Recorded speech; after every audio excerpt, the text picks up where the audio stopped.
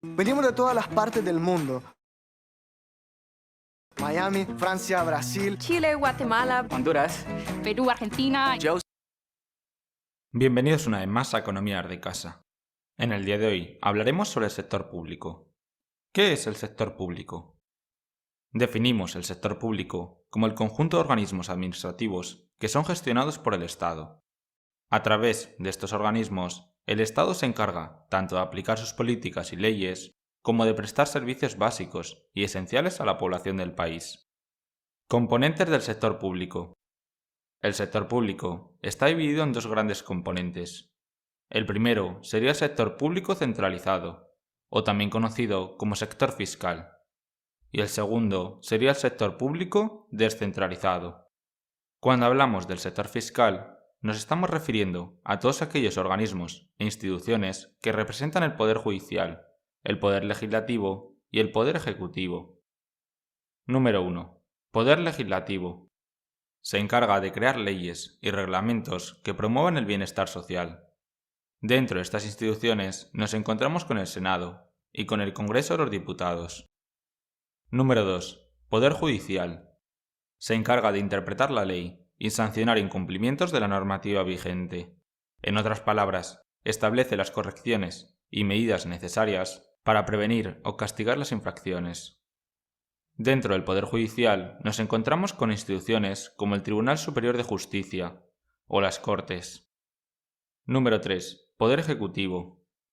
Este se encarga de la ejecución y administración de las leyes y normas del país, así como de la asignación eficiente de los recursos a través de los presupuestos generales del Estado y el diseño de los distintos planes del Gobierno. Entre las instituciones que forman parte del Poder Ejecutivo nos encontramos con el Gobierno, ministerios, secretarías, etc. Por su parte, el sector público descentralizado incluye todos los servicios y empresas en las que el Estado tiene el control total o parcial de su administración. Aquí nos encontramos, por ejemplo, con las bibliotecas públicas, museos, hospitales públicos, teatros, escuelas públicas, etc. Niveles del sector público. Aparte de la clasificación anterior, las administraciones del sector público se pueden agrupar según su ámbito de actuación geográfico.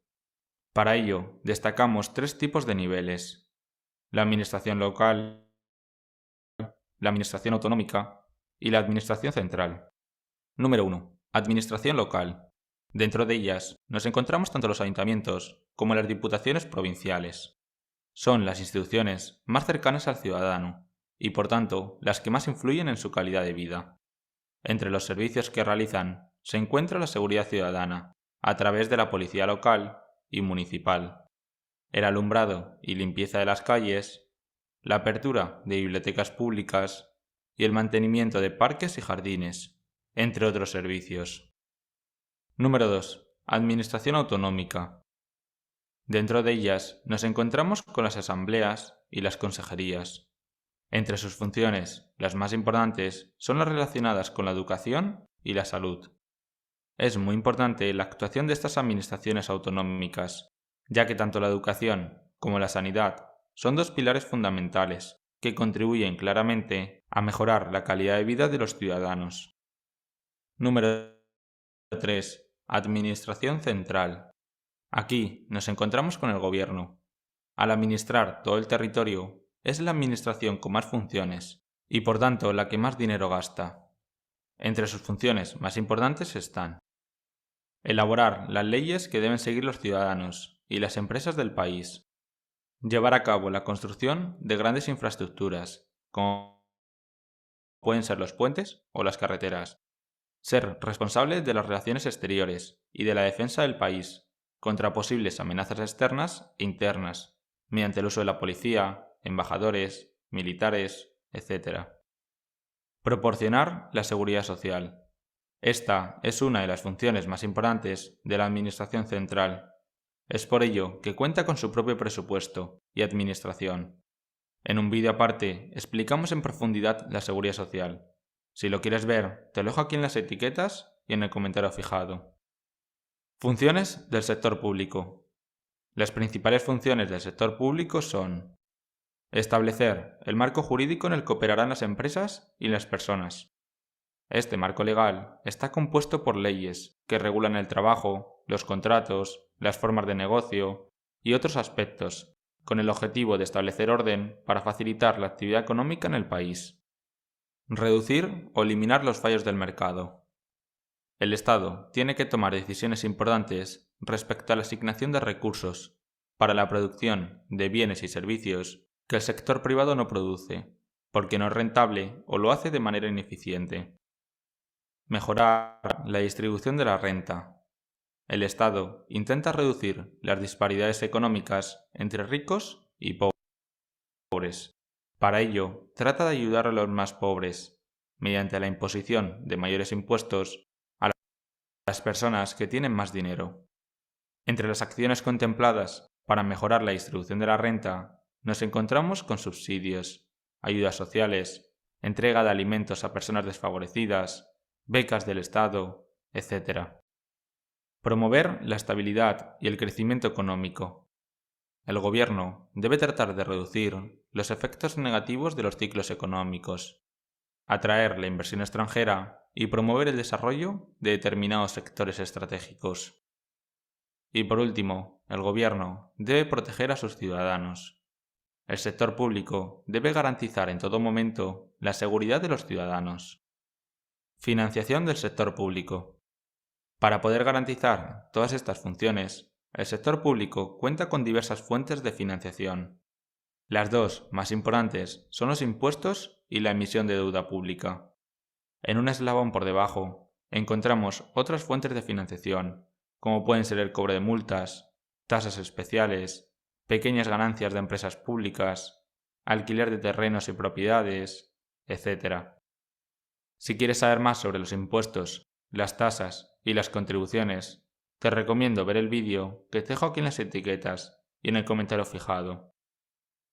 Con todo esto nos despedimos por hoy.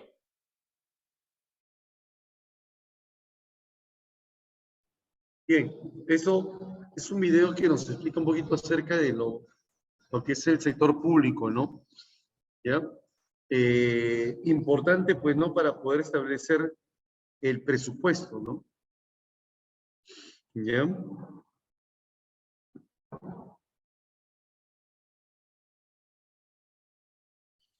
Ahora,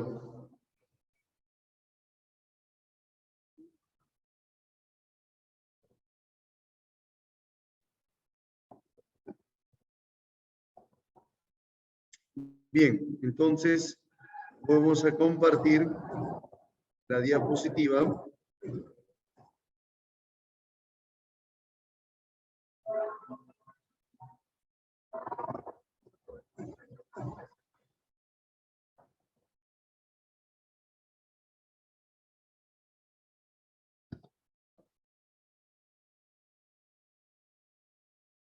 ¿Ya?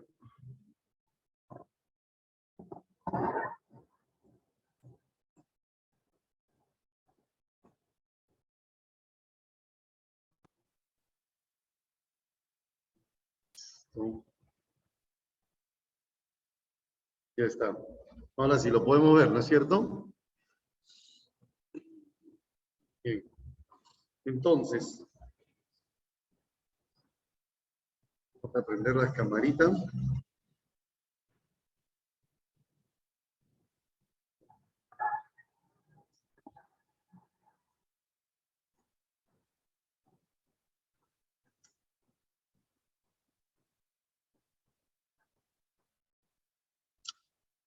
¿Alguien me va a prender su cámara? Ahí está el salón, muy bien.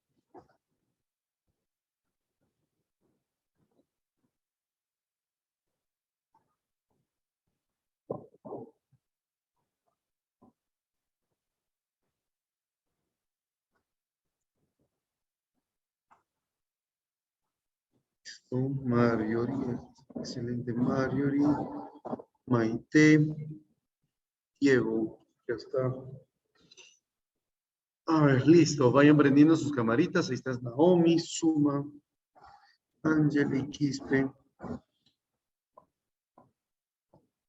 Anet Morán. ¿Quién es Anet Morán? en una nueva.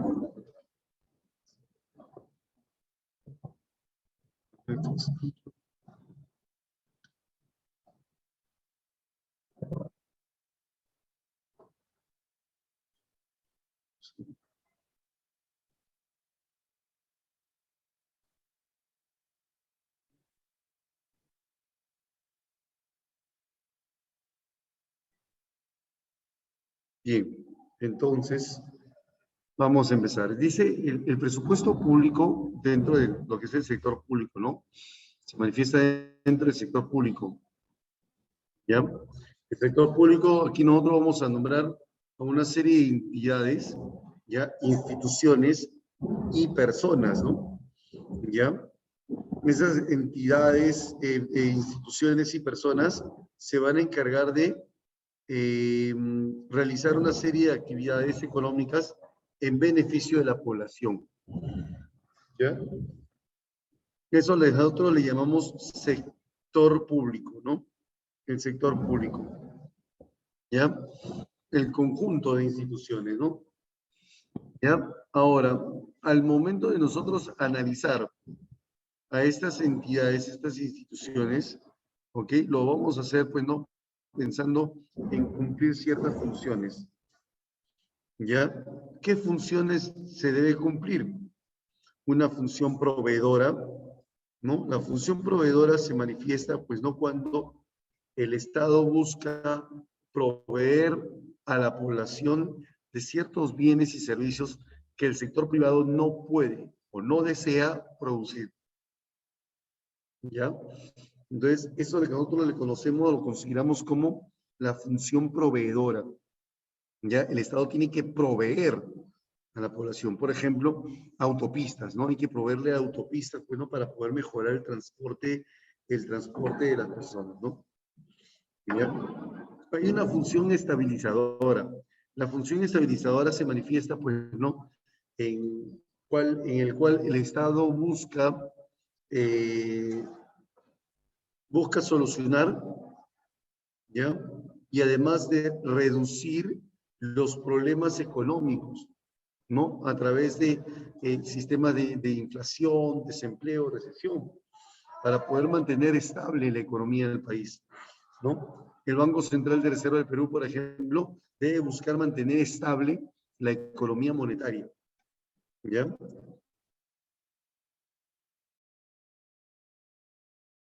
Lo que nosotros con este sistema, ¿no? ¿Ya? Hay otras dos funciones más. La función redistribuidora. El Estado, para poder reducir la desigualdad económica, ¿ya? ¿Qué es lo que hace?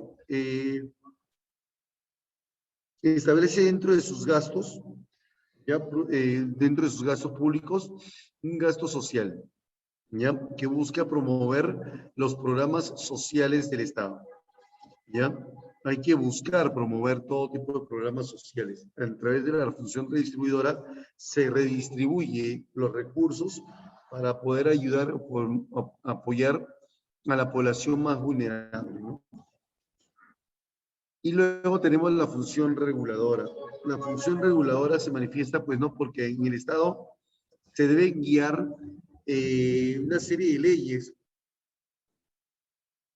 modelos, principios, normas, para poder establecer las reglas de juego, ¿no? Reglas que son muy importantes establecerlo dentro del Estado, ¿no? ¿Ya?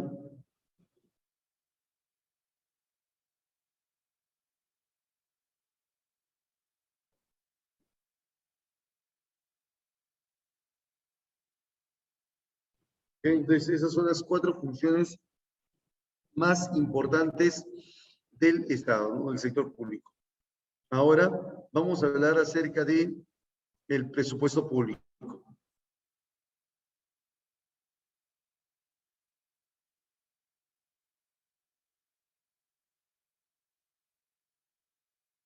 El día de hoy nuevamente tenemos el gusto y el lujo de tener a Jorge Vaga Campodónico, que nos va a ilustrar sobre un tema de su especialidad.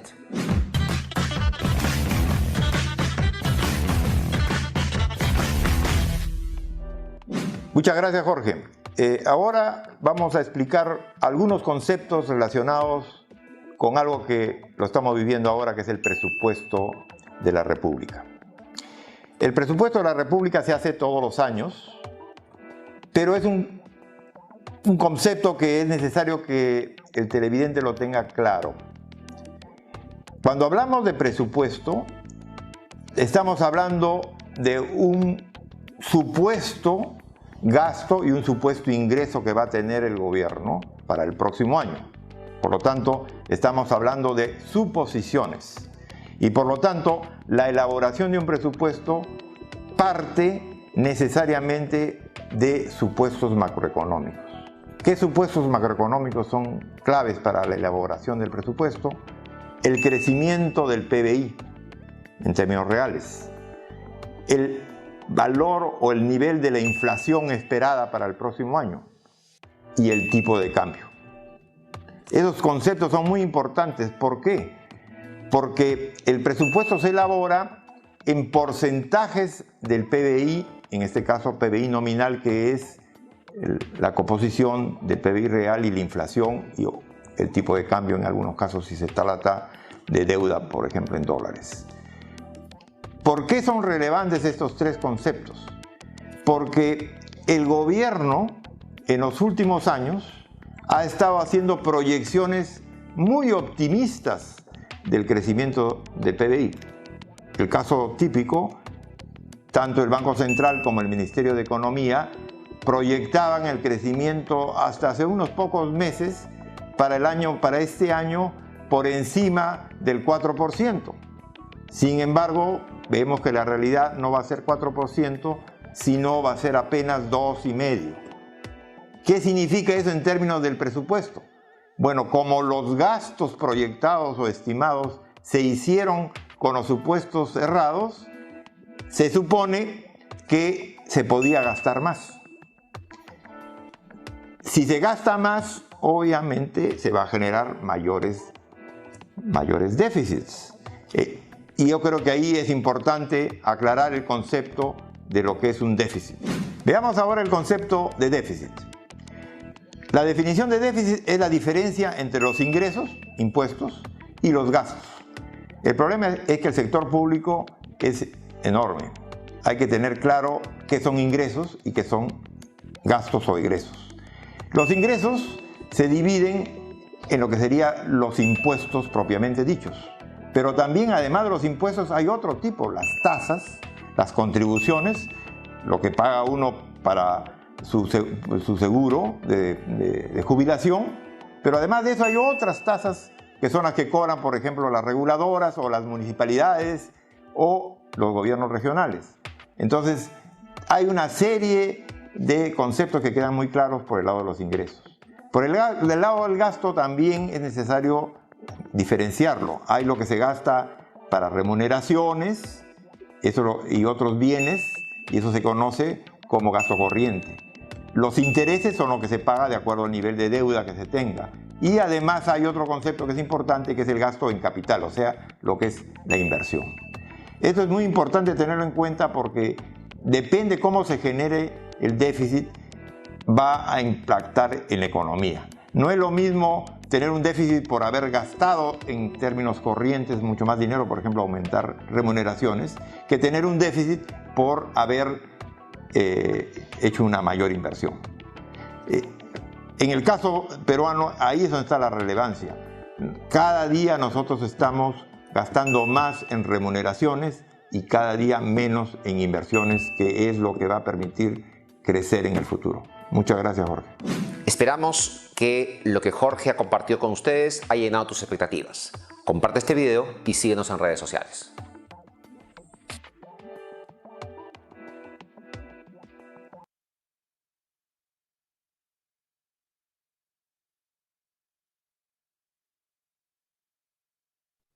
Bien, entonces, cuando hablamos de presupuesto público, estamos hablando pues de una serie de teorías e informaciones que se basan pues no en una descripción, ¿no? O sea, en una raíz, ¿no? Si ustedes se dan cuenta aquí, ¿no? Este personaje habla acerca del presupuesto.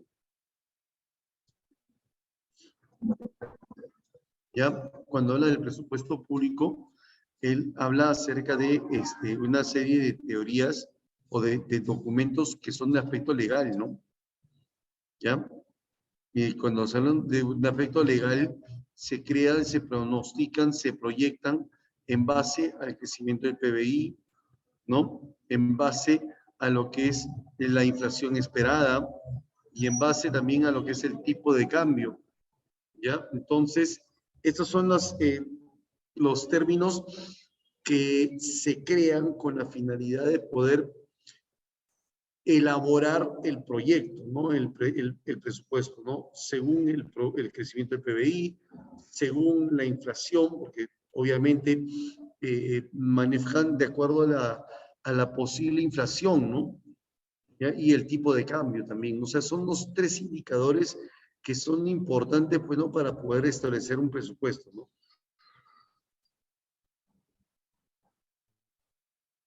¿Ya? Ahora, ¿qué es el presupuesto público? El presupuesto público constituye como un instrumento de gestión del Estado. Así se le llama, ¿no? Instrumento de gestión del Estado. Este instrumento de gestión del Estado le permite lograr objetivos, ¿ya? Le permite lograr objetivos y metas. Objetivos que son importantes, bueno, para el cumplimiento de las funciones, ¿no? ¿No? De lo que es el sector público, ¿no? Este documento es la expresión cuantificada, bueno, en este caso es el monto cuantificado conjunta y sistemática de los gastos a atender durante el año fiscal. ¿Cómo se van a distribuir los gastos del Estado? ¿Ya? Por parte o por cada una de las entidades que forman parte del sector público, ¿no? Y refleja los ingresos que financian los gastos. Este documento está elaborado en base a normas legales, ¿ya? Pero para esto existen principios que determinan la formación del presupuesto. Por ejemplo, el principio del equilibrio presupuestal.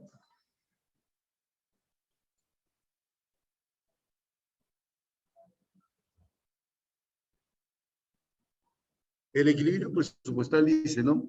Debe ser aprobado en equilibrio, ¿no? El presupuesto debe ser aprobado en equilibrio. O sea, ¿eso qué quiere decir? Que los ingresos sean iguales a los gastos. Que los ingresos sean iguales a los gastos.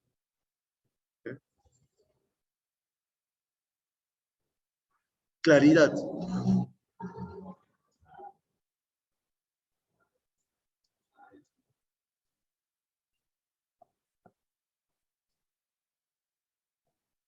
La información que se presenta en estos principios dice, ¿no? Que debe ser claro, preciso, ¿no? Debe ser de fácil comprensión.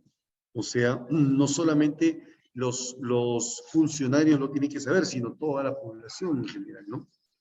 Exactitud. No podemos falsear información. Las previsiones deben ser lo más exacto posible. La universalidad. Quiere decir ese principio que debe contener todos los ingresos y gastos que se contemplen en la ejercicio presupuestal, ¿no? La documentación tiene que estar debidamente documentado. Para eso existe un documento llamado Plan de Presupuesto Público que tiene que ser elaborado, pues, no para que se sustenten todos los gastos, ¿no? O los ingresos. La exclusividad y la publicidad. Cuando hablamos de exclusividad y publicidad, podemos determinar de que estos documentos tienen que ser exclusivamente del Poder Ejecutivo. Entonces, eso es lo que nosotros vamos a considerar dentro de los gastos. ¿Ok? Entonces, ahí están los principios de la función de, ¿no? Ahora,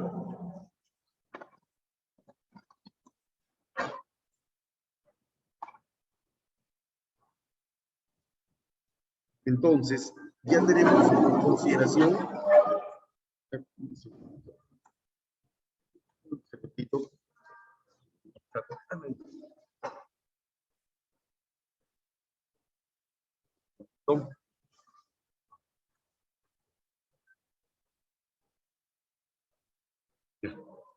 Dame un segundo, chicos, que estoy ubicándome en otro sitio porque están limpiando el salón, ¿ya?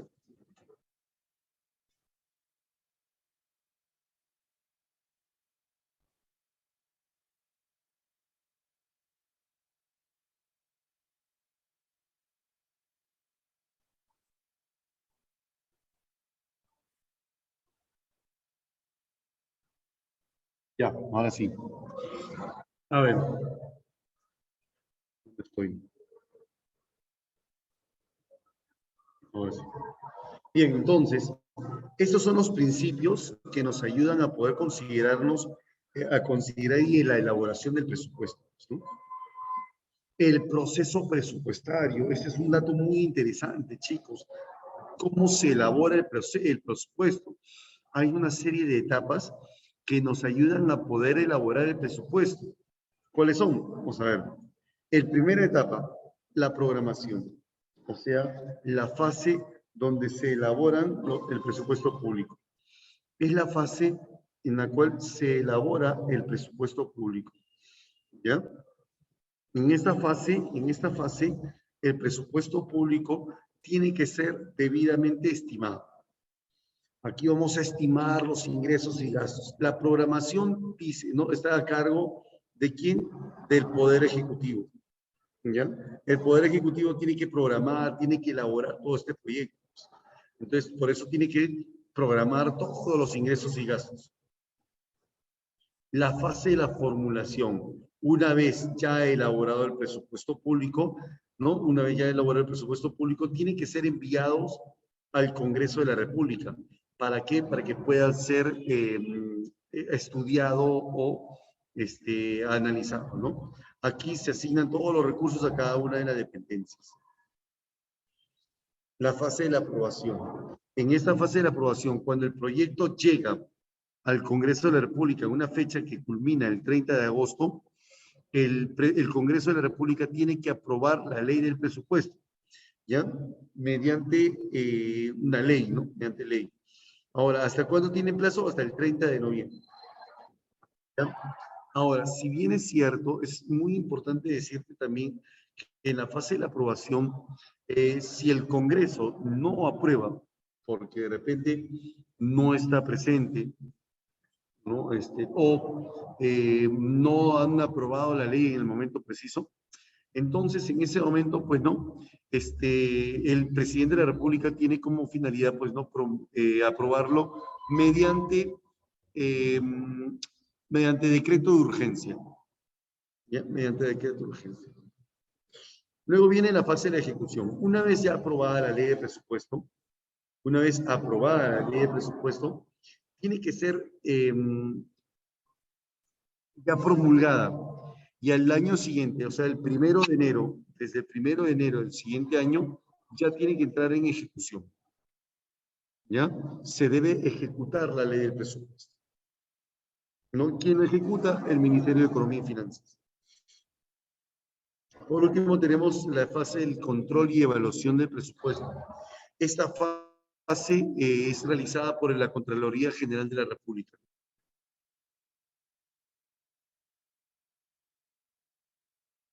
Bien, a ver.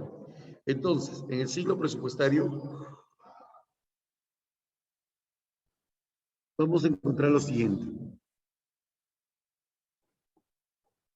La primera fase es la fase de la elaboración.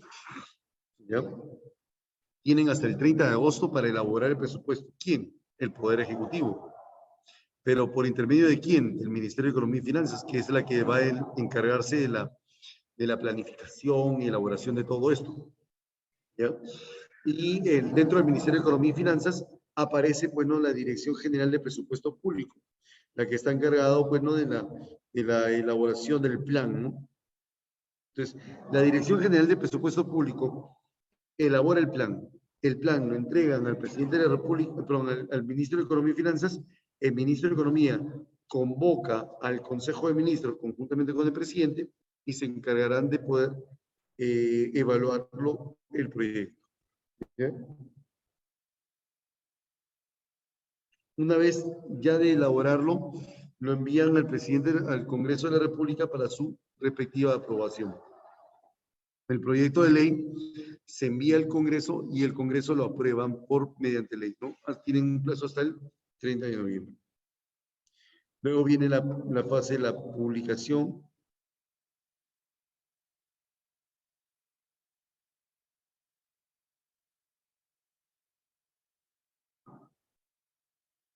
¿Ya? En esta fase de la publicación, dice, hay que publicar la ley de presupuesto. Una vez publicada la ley de presupuesto, entrará en ejecución.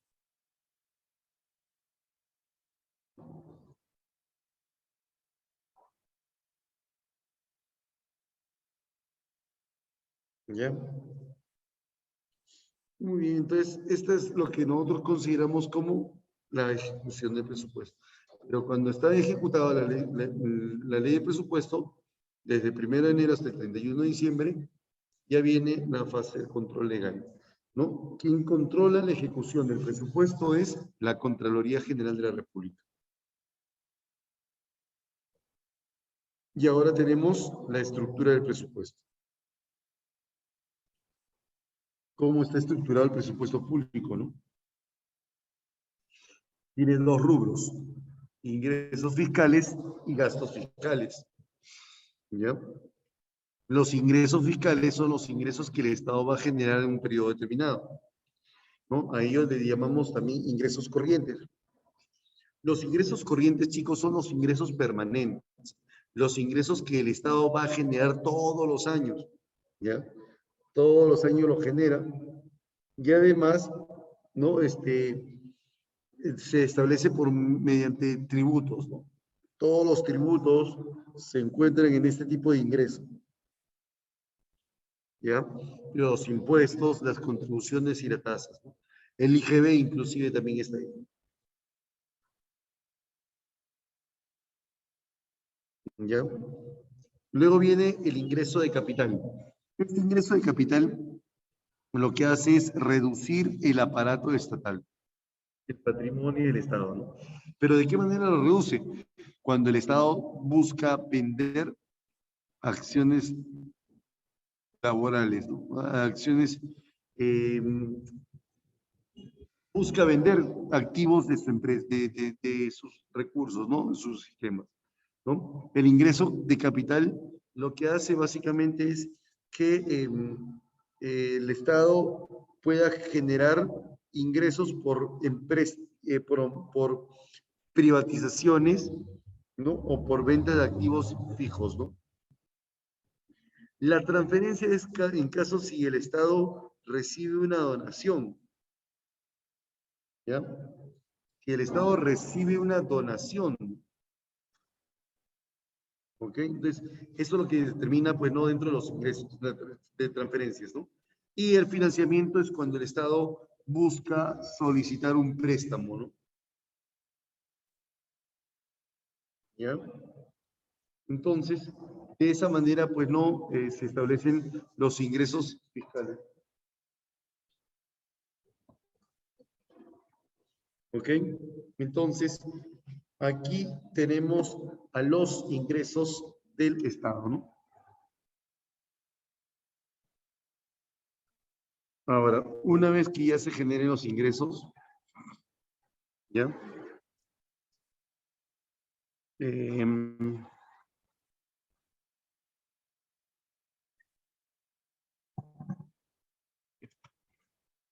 Ahora, una vez que se hayan generado los ingresos, ahora tenemos que destinar todos los gastos.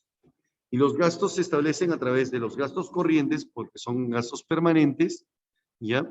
Los gastos permanentes son aquellos gastos que el Estado va a efectuar todos los años y siempre. Los gastos de capital son aquellos gastos que establece el Estado que generan un incremento del patrimonio, ¿no? ¿Ya?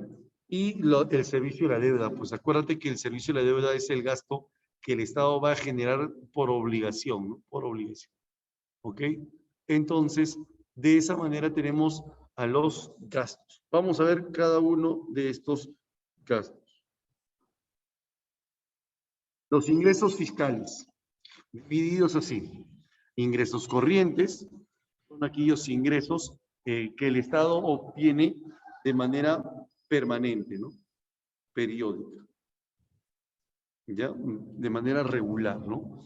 Estos no alteran nada de manera inmediata, ¿no? La situación patrimonial del Estado no lo alteran. ¿Por qué? Porque no estamos ofreciendo ningún tipo de patrimonio, ¿no? Entre estos tenemos, por ejemplo, el IGB, el Impuesto General a las Ventas, ¿no? El Impuesto a la Renta, el IR, el Impuesto Selectivo al Consumo, las tasas, contribuciones, rentas y multas, que son los ingresos tributarios, ¿no? ¿Ya? Entonces, el IGB es el impuesto más importante del Estado, como te acuerdas, ¿no? Los ingresos de capital son aquellos en los cuales el Estado obtiene de manera eventual. O sea, no es siempre. Esto no es permanente. Lo que hacen es que alteran la situación patrimonial del Estado, ¿no? O sea, reducen el patrimonio del Estado, ¿no?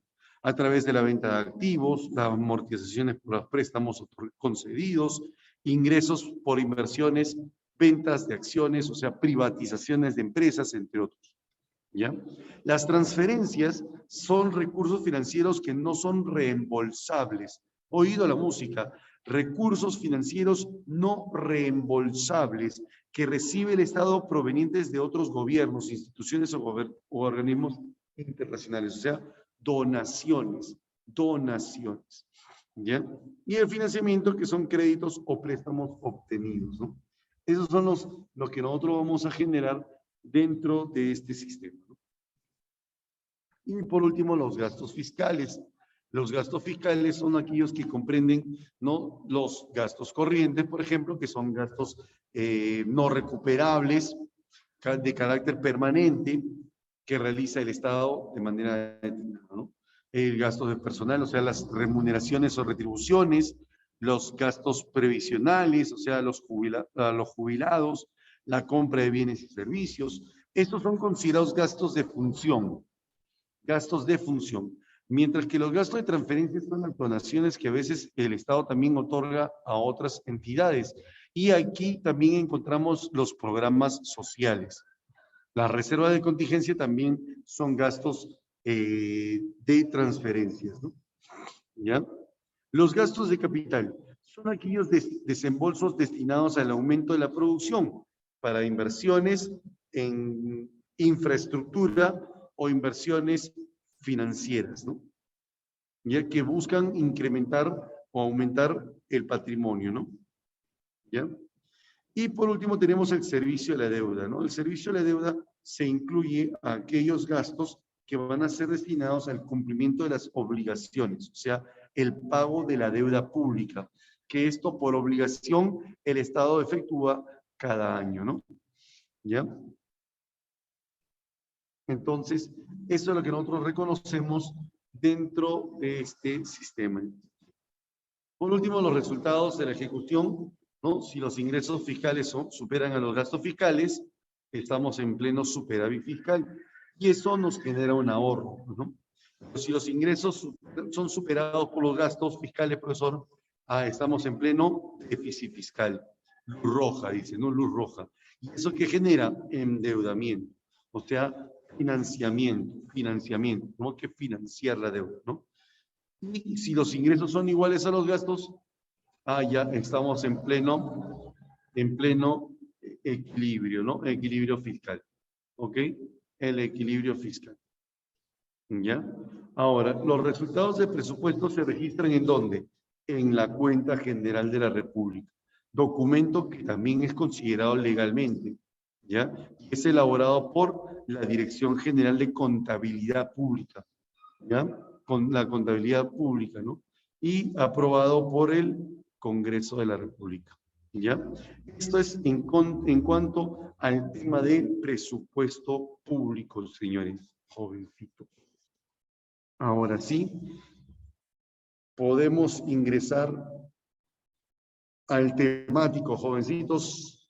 Vayan ingresando ya al temático. Tenemos 3 preguntitas ahí que nos están esperando. Ingresen al temático, jovencitos.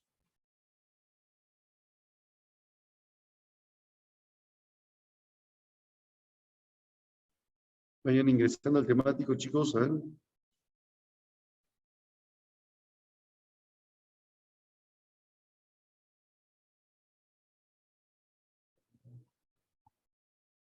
Sí, vayan ingresando al temático, jovencitos. Vamos. Ingresen al temático.